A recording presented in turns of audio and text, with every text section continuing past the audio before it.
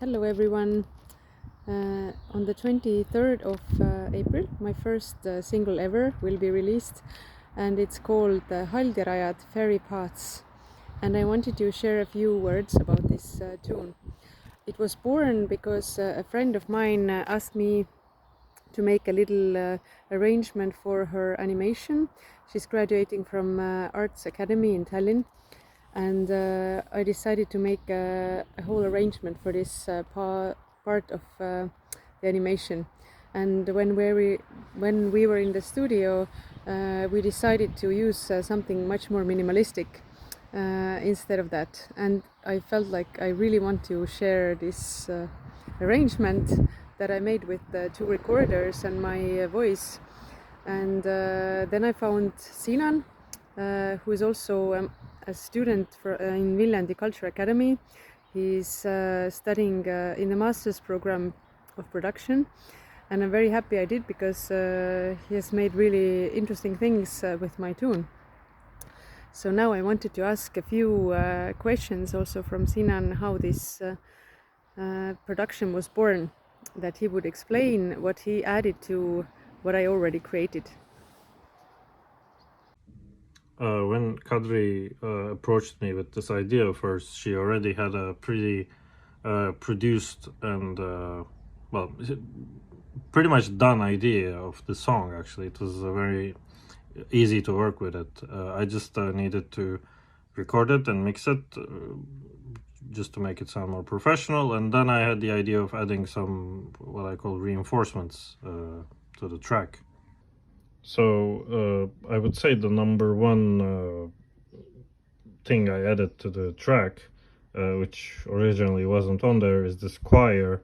And I used a sample bank called Tallinn, made by Orchestra Tools, which samples Estonian choir singers, and it sounds something like this.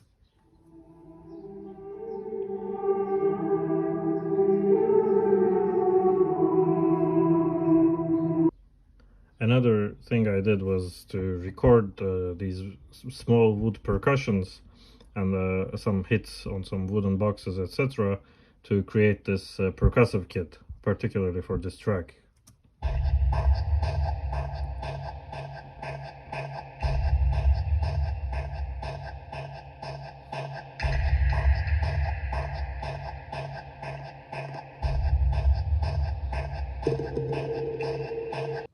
And the third element of my part of the contributions for this track is this percussion labeled here as Asian Kid. It's a Logic Pro sampled instrument of percussive Eastern instruments, and I thought the timbre of these instruments fit the track really well, and they sound something like this.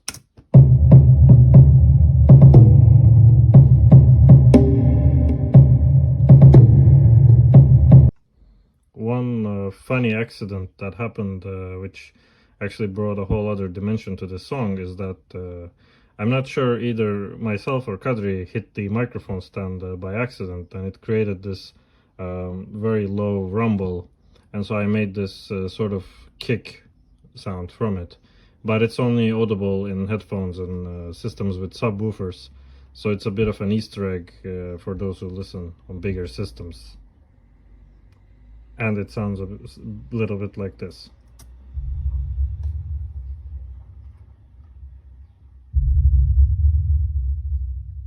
Very subtle. But if you have subwoofers, you will definitely feel it. Hi Kadri. So my question to you is, when you sent me the demo for the song, it was very, very similar to the final product we had. You know, with the drone, the harmonies, the melody, the voice, breathing, percussion, the vocal melodies, all of that. They were all in the demo. So my question is, how did you come up with all this from such a traditional sounding melody? I don't know. It just came to me, and I had one evening where I felt like I am so tired of writing my master's thesis that I need a break. And then Piret, an acquaintance of mine who's studying in Art Academy, and he and she was making an animation where she needed a music clip, and I created a clip for her by just using a looper that I have at home. So I was just trying out what could be done for her, and somehow I felt like there might be something here. and I found, thanks to Haldjarajad rule, I found a very nice lullaby, an Estonian lullaby, which felt like my tune that I could play with a recorder, and it had 5 lines, and I felt like this is the tune that I want to go for. And as I have 2 recorders, it also helped me create a bit more interesting atmosphere, sort of like a medieval touch to all of that.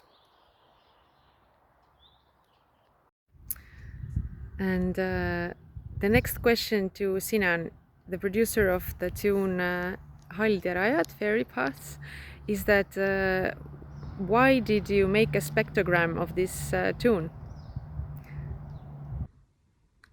So the spectogram image idea came from my thesis, actually. I've been writing a thesis and I'm using spectrograms to make visuals out of these audio files I'm analyzing. And it's not only a great way to analyze the audio you recorded, but also it's a great way to visualize how different sounds look like. It's almost a parallel expression of sound and music. And with this parallel expression comes a different understanding of music, I believe. I just started having fun with looking at the pop tunes I like and the different jazz songs through spectrograms, not only work related to my thesis, but just works of art that I enjoy listening to, and I really got into it after a while, and that's why I created this spectrogram image for our song. And the image in question is this one. You can see the frequencies from low to high on a vertical axis, and the time is shown on a horizontal axis. And the reason I particularly love this image is that it shows how the song develops further and further into a full spectrum of just sounds and harmonies, and it just becomes such a full piece of music at the end. So now a little bit about what this tune is about. So the tune Haldjarajad, Fairy Pahts, is a little bit, for me, about how we should wake up to the understanding that the nature is alive.